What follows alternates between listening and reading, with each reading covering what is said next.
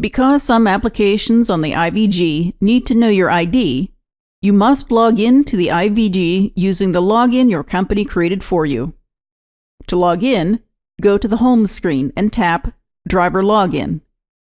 Type your driver ID and password, and if logging in as the second driver, identify as the active or inactive driver. Close the keyboard and tap OK. Identify a duty status and tap OK. Your duty status and hours of service is different from being logged into the IVG. Logging in identifies as being in the vehicle, and the person doing the driving must be identified as the active driver. The active driver's hours of service logs are updated during the course of the day. Be aware that changing your login status from active to inactive does not put you into off-duty status. You must maintain accurate hours of service duty status logs by using the Hours of Service application to manually change duty status, verify log changes from the back office, and certify logs daily. When you log in, the DOT or MOT clock begins to count down to the next violation, and your ID displays until the ID and password are confirmed over the air. When the login is confirmed, your full name displays. When two drivers are in the cab, one driver is active and the other is inactive. For additional driver security, when there is a driver and co-driver logged into the IVG, there is a password challenge when the co-driver attempts to view or edit logs. To log in a second driver, go to the home screen, tap Driver Login, then tap Add. Type the second driver's ID and password. Close the keyboard, identify as the active or inactive driver, then tap OK. Identify a duty status and tap OK. To swap active drivers, select the inactive driver and tap Change. Tap OK. Enter that driver's password, close the keyboard and tap OK. Now the second driver is the active driver. To log out, go to the home screen, tap Driver Login, then tap Log Out, identifies a logged out status and taps Log Out. After successfully logging into the IVG, the driver opens the Hours of Service application and sees the Status tab. At the top are the remaining hours before the driver goes into violation for any Hours of Service rule and the name of the driver whose records are displayed. If there is a co-driver logged into the IVG, that driver can be selected. To ensure driver security when there's a co-driver logged in, at any time either driver wants to view logs, the driver is prompted to re-enter a password. A green dot indicates the active driver. A gray dot indicates the inactive driver. Next to the driver's name is the current DOT, MOT in Canada, date and remaining hours until the driver goes into violation. If your company uses the workflow or vehicle inspection report applications, the driver can jump to those applications from almost any screen in Hours of Service. The driver may see messages showing the log status. Log update in progress, not current logs. Review and approve your logs. When the driver's logs are sent for approval, the driver sees the second message. The status screen shows how many hours the driver will gain over the next 2 days. Have your drivers use this information to determine if a 34-hour reset is needed. The Status tab also displays the current duty status and information about that status. To edit remarks on the current status, the driver taps Remarks. To change status, the driver taps Change. Here the driver taps a different duty status. The available duty statuses are based on if this is the active or inactive driver and what features are enabled for drivers. You can define a list of remarks that a driver can specify or allow the driver to type a remark to describe what occurred during that status. If typing a remark, the driver taps in the text box and types on the pop-up keyboard. When finished, the driver closes the keyboard and taps OK. In this example, the driver is now in off-duty status. The Summary tab graphically shows the 4 main clocks available to the driver. The shortest bar indicates the Hours of Service rules that is next to go into violation. The Clocks tab displays only if you specified on your contract that you would like to run rule sets other than the default U.S. rules. If you're running multiple rule sets, this tab shows a summary of the driver's hours for the current duty cycle. The Hours of Service application does not automatically identify when a state or international border was crossed. While the driver is pulled over during a border crossing inspection, the driver must tap Border to indicate manually that there is a border crossing. The driver can also tap Region to identify the rule set being used. The Graph tab graphically represents the driver's duty status for the current day. The information on this tab is view-only, and from here, the driver can see information about the selected day. The driver selects a duty status to see any remarks entered for it. The Daily Log tab shows the driver's daily duty status logs as a list. The driver can scroll among days, view info about an entry, or select duty statuses to see company info or any remarks about a duty status. During a roadside inspection, the driver can send E-rods if requested, show the inspector mode, which displays different information than the default driver view, and show the header that provides additional details for the inspector. The Duty Cycle tab, named for the U.S. or Canadian duty cycle the driver is running under, shows a daily sum of mileage, driving time, and on-duty time. Further details are shown under the Vehicle Info. From here, the driver can request the latest duty status logs from the server. The Certify tab is where the driver would view, edit, and certify logs. For more information on editing logs, see the Driver Log Edits video. The Load tab is where the driver would enter load information and view current and historical load information. If your company has integration with a dispatch application or workflow, this information may be pre-filled and the driver doesn't have to do any manual entry for each load being hauled. Because load information is a federal requirement, if no information is entered about the load, the driver is prompted to enter load information the following day or face a form and manner violation. If there was no load while the driver was driving, the driver may enter any characters in the load ID and use bobtail or deadhead for trailer number. The Carriers tab should display the carrier information as entered in the Hours of Service back-office application. In most cases, you maintain logs by manually identifying duty status changes as they occur, or the IVG puts you in the appropriate duty status automatically. Only if you select the wrong duty status, the carrier makes edits, or you forget to change your duty status will you need to edit logs. For the processes on how to edit logs, see the Driver Log and Carrier Edits video. As the first driver logging into the IVG, you are identified as the active driver and you select a duty status. When a co-driver logs in, they identify as active or inactive before selecting a duty status. The active driver is automatically placed in driving duty status when the wheels move, and is prompted to drop into on duty when the wheels stop. When logging off, you are prompted to pick a final duty status.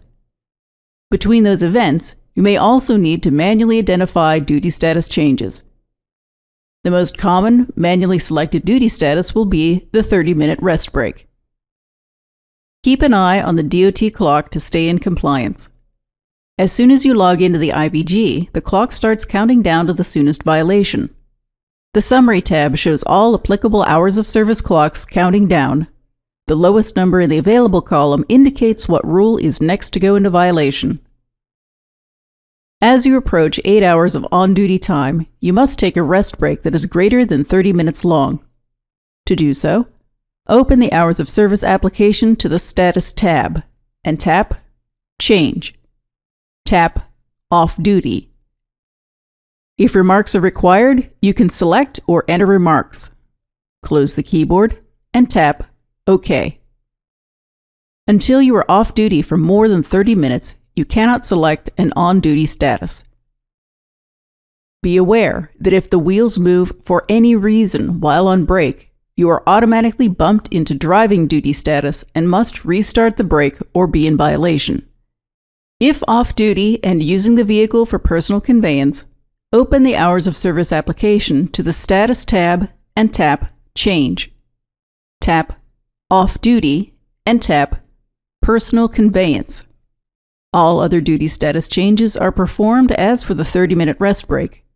Just be sure to select the appropriate duty status and leave remarks if required. You must ensure that your load and carrier information is accurate, or risk of form and manner violation. To help avoid a violation, Hours of Service prompts you to enter any missing required information when logging out. If your company has integration with a dispatch application or the workflow application, load information may be pre-loaded and you don't have to manually enter each load being hauled. To enter information, tap Load. Tap New Load. Type a load ID. Verify or update your start and end dates. Type a bill of lading. Type a trailer ID. Tap to close the keyboard and tap OK. If you weren't hauling a load, you may enter any characters for the load ID and use bobtail or deadhead for the trailer number. As always, ensure what you enter on your official logs of record is both accurate and complies with your company's procedures. Personal conveyance, previously known as off-duty driving, is a special case of the off-duty status that, if allowed by your company, lets you manually identify time that you generate while off-duty as personal conveyance. Your company may allow unlimited personal conveyance or limit it to a number of minutes. If your company limits the length of personal conveyance, you'll receive an alert on the IVG that indicates that you're exceeding your company's personal conveyance threshold, but you are not automatically dropped into drive duty status. If available, you change your duty status to off-duty and flag it as personal conveyance. You must enter remarks about the duty status. Close the keyboard and tap OK. While you are in personal conveyance, the GPS resolution for your location is reported to the nearest 10 miles, 16 kilometers. Be aware that your company may have set up automatic notification so that someone is alerted when you enter personal conveyance. When drive time accumulates as personal conveyance or yard move, it is indicated on the graph tab as a different color, not on a separate line. Be sure to manually terminate personal conveyance when you're done moving. Unassigned vehicle activity, or UVA, is drive time that accumulates with no active driver logged in to the IVG. If any unassigned drive time accumulates on an IVG, the next driver to log in is prompted to claim ownership of that drive time. If you reject the drive time, your company's back office personnel must manually assign it to a driver. Back office personnel periodically review reports to identify and resolve instances of UVA. Be aware that you may also see a performance monitoring prompt that is different from the Hours of Service UVA prompt. Accepting the UVA prompt adds hours to your record of duty status logs, and accepting the performance monitoring prompt adds information about driving and idling to your performance monitoring totals, but does not affect your Hours of Service logs. Just be sure that any time you accept is truly time that accumulated on this vehicle while you were the active driver. If the back office assigns UVA to you, you must review and certify or reject that change. You'll see a notification when you log in notifying you that the carrier edited your logs, and you can review those changes before you certify your hours. To avoid generating UVA, be sure to log into the IVG at the start of your day and verify that your full name resolves, indicating your login was successful. If you have a co-driver, be sure to indicate that you are the active driver while you're driving. Drivers are required to keep their duty status logs up to date and certify them every 24 hours. When drivers are stopped by a DOT or MOT officer, drivers can expect that, in addition to a possible vehicle inspection, they must present their driver's license, medical card and waiver, hazmat requirements, and other materials including current daily logs and hours of service. Drivers should have the ELD guide available and accessible in cab, as the inspector may request to see it. This guide is a set of instructions on how to share or transfer your logs to an inspection officer. If stopped for an inspection while using the OmniTrax Hours of Service application, the driver will open the Hours of Service application and navigate to the Graph tab. Hand the IVG to the inspector through the driver's window. Provide the ELD guide. If the inspector requests electronic copies of the logs, the driver must navigate to the Daylog tab and tap eRods. Select Web Services or Email. Enter any comments and tap Send. Here are changes seen as you use ELDs. You can get more details on the AOBRD to ELD transition site. We'll show you changes to how ERODs are collected and the more stringent ELD mandate interpretation that you need to be aware of.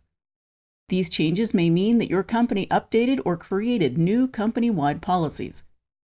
Contact your fleet administrator to help explain any policy changes. The Hours of Service interface has visual and functional changes that you see as you perform your day-to-day tasks. We'll cover those and provide best practices. If your company provides a bag unit, you may practice what you've learned in a safe environment so that you can learn new processes without affecting your logs of record. Additionally, your company may provide follow-up training after your initial training and again later as they identify common issues drivers encounter. In this section, we'll see the changes to how ELDs function and point out concepts that you need to be aware of.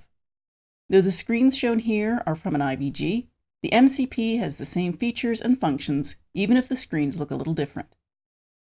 The ELD mandate requires that the driver manual be available in cab, but does not have to be a printed document. If an inspection officer asks to see the ELD's manual, navigate to the home screen, tap the Driver Training button, and open the Hours of Service module to show the driver manual for this ELD. You must also have the ELD driver card and malfunction sheet, as well as 8 days of blank paper logs in cab. With ELDs, there is no minimum duty status. The drive status begins the second the wheels move. All drive time is recorded to the second, and if there are any violations, they're triggered the second you're in violation. This means that if you have to move your vehicle during a break, the break is interrupted, and you must restart your break and annotate your logs to indicate why.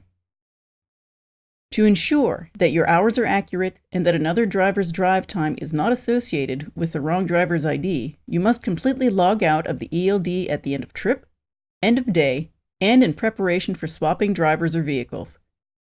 To completely log out, turn off the engine and log out of the ELD from the driver login button on the home screen. This ensures that engine data is collected and recorded on your ERODs and that no other driver, like a yard jockey or mechanic, adds drive time to your logs. With ELDs, all drivers may edit their logs, but neither drivers nor back office can shorten drive time. If you end up with another driver's drive time, the back office may reassign it to the correct driver and assign you to a different duty status during that time. Both drivers must approve the host-initiated edits before your log updates. To avoid this issue, be sure to log out at the end of trip, end of day, and when swapping vehicles, and when slip seating, indicate that you are the active driver before pulling away. You are prompted to certify logs upon log in and log out, and certification is done per 24-hour period, not all uncertified logs at once. If you don't certify a day or days, you are prompted at log in and log out to certify all prior logs. If the back office edits your certified logs, you must review and recertify them. Carrier edits are not automatically applied to your logs, but instead, you must review and accept or reject them from an ELD. Until you accept or reject the proposed changes, they are shown as pending in the back office application. Your company may have defined a policy around how to resolve conflicts between the back office and drivers related to log edits. Be sure to ask your administrator if this is the case.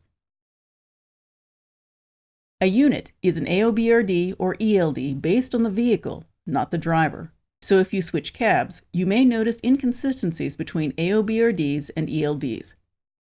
Check the mode when logging into a unit in a new cab by going to the Hours of Service, Day Log, Header, and the mode is the fourth line in the right column. If a driver doesn't log in and moves the vehicle, unassigned vehicle activity accumulates on the ELD, and the next driver to log in is prompted to accept it. If you see an alert that looks like this, closely review the proposed changes and accept or reject them as appropriate. If after 8 days no driver logs into the ELD to accept or reject it, the back office manually reassigns the drive time to a driver and you may see a carrier edit alert.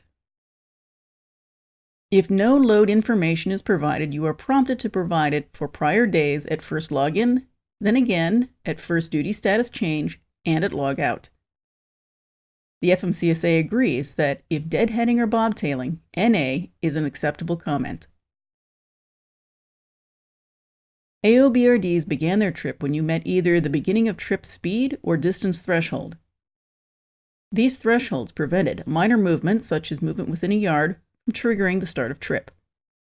Under the ELD mandate, all vehicle movement is recorded and must be assigned to a driver. Beginning of trip is triggered when the vehicle speed is equal to or greater than 5 miles per hour, 8 kilometers per hour, and there is no distance trigger. When the wheels turn, you are bumped into the driving status, possibly affecting rest brakes. If you are required to move during a rest break, you must restart your brake and annotate your log to indicate why the brake was interrupted. The end of trip threshold is triggered after 5 minutes of no movement, and you're presented with a pop-up asking, "Vehicle stopped for 5 minutes, switch to on duty?" If you respond yes, you are put into on duty and the activity is recorded at the time when the wheels stop moving. If you respond no, you remain in drive. If you don't respond, after 1 additional minute you are transitioned to on duty, and the activity is reported as the time when the wheels stopped moving 6 minutes ago. In addition to requiring a duty status, you are prompted to certify your logs and enter any missing load or carrier information. The drive duty status is automatically set when the wheels move, and drive time is associated with the active driver. This duty status cannot be manually selected and is recorded in your logs the second movement starts. By default, the first driver to log into the ELD is the active driver. The second driver to log in is prompted to identify as the active or inactive driver. As an additional security measure, the ELD mandate requires a password challenge when a co-driver attempts to see or modify logs. And as always, if you cannot log in, contact your fleet administrator. If your company allows you to record drive time that takes place in a private yard without public access as yard move, the ELD records it without mileage or time limit. You manually select this duty status and end the duty status by selecting another duty status, shutting off the in-cab unit, or when a 20 mile per hour, 31 kilometer per hour speed threshold is met. You'll see this yard move time on your on-duty line, and it does not add drive time since it's an on-duty status. Be aware that yard move is selectable only when the ignition is on. When in personal conveyance on the ELD, the vehicle's position accuracy is limited to a 10-mile, 16-kilometer radius, and there is no distance or time limit. You may be alerted when you near a company-defined personal conveyance limit, but you are not automatically moved into the drive duty status if that threshold is exceeded. Personal conveyance is a special case of the off-duty status, so if you're permitted to use it, you'll start in off-duty, then when the wheels move, you're in personal conveyance. When the wheels stop, you're again off-duty, then back in personal conveyance when the wheels turn again. To end this duty status, you must select a different duty status, shut off the engine, and log out of the ELD. Your ELD cab card lists these new sensor and malfunction alerts. Your company can provide more details and a troubleshooting handout. When the back office edits your logs, you must review and approve or reject the suggested change. If running a mixed AOBRD ELD fleet, you'll need to log into an ELD to accept or reject these edits. Be aware that neither personal conveyance nor yard move may be changed to a non-driving status by directly changing the duty status type. But if that time should be allocated to another driver, the back office can swap it between drivers. Both drivers have to accept the change for the update to display on your logs.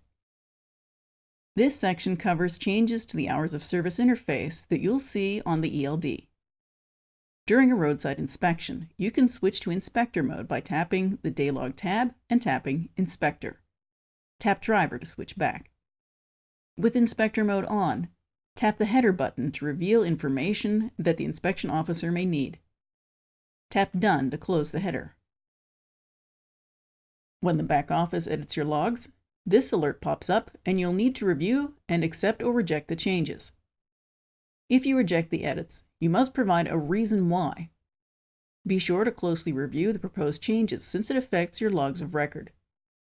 When you see the pop-up, tap Review Carrier Edits, then Reject or Confirm before you enter a comment and save. With these changes, you now send logs from the Day Log tab by tapping ERODS. The inspection officer will tell you what transfer method to select. Then you'll enter the officer's identifying information in the comment, close the keyboard, and send it. If you didn't provide load or carrier information for a prior load, you are prompted to enter it the next time you log in. If you don't provide load or carrier information for your current load, you are prompted to provide it before you log out. As stated earlier, these are new alerts. You cannot clear malfunctions, and you're required to use paper logs from the moment a malfunction is triggered.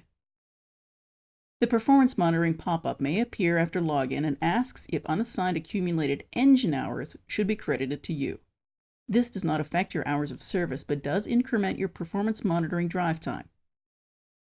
Certification is the same as approving logs, but it must be done every 24 hours, and you certify logs in 24-hour segments, not all uncertified logs at the same time. The change of duty status screen looks different, but it functions the same way. Unless you're enabled for special conditions like personal conveyance or yard move, you won't see that option listed. For duty statuses that require a comment, the OK button is grayed out until you provide at least one remark. ELD-exempt drivers send AOBRD logs to an email address from the 8-Day tab. If the inspection officer asks that you send ERODS by email, it goes to a generic FMCSA email address, not directly to the officer. The officer must go to an FMCSA system to find those logs. If you have any questions about what was covered in this video, contact your fleet administrator.